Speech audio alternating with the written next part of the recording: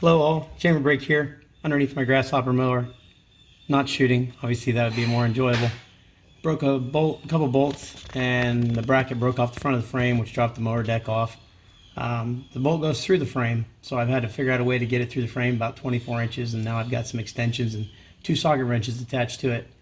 So anyway, that's what I'm doing today. Thought you guys might want to watch it, since I got asked yesterday how I changed the air in a tire. So I thought this was a little more interesting than that. Forward forever, backward never. Thank you. Enjoy.